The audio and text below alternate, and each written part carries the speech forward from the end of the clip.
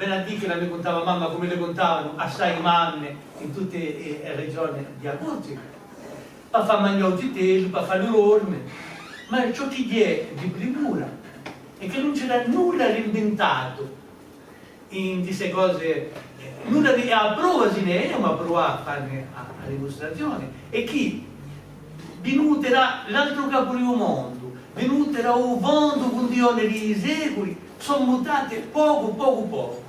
Ora guardate che altra maniera di un messaggio oggi, è una di qualcosa qui, dopo uno da ripetere giunta alla piazza Battucci, a di ghiaccio adesso una mutazione, giunto in proprietà sta da altre cose, e giunto sta tempo non riconosce un messaggio.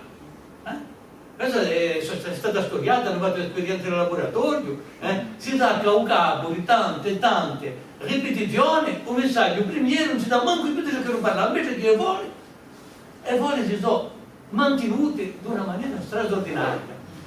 Perché? Perché la persona che contava reagiva a sua maniera, le parole reagiva a sua maniera, ma non mutava mai un mondo, o quasi mai. Quando la mutava un po' si chiama una variante di Avola, che dopo si tramandava come variante, che era riconosciuta e raccolta come variante di Avola, che era stata mutata così, o volontariamente o involontariamente. Le mutazioni sia erano volontarie, quello che diceva già prima, che così è meglio, a me ad essere meglio. Ma tanto questo che ha detto così è morto da 500 anni.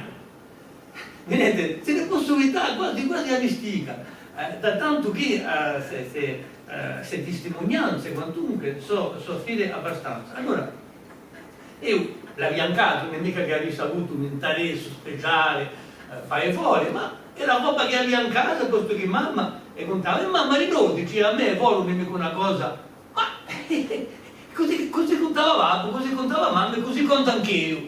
Vedete?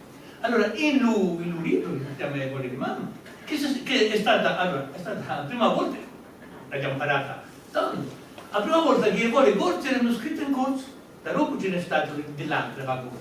Ma in 81, quando è uscito questo, non c'era il mio che abbia avuto l'area, deriva, andiamo a scrivere in corso se vuole corso.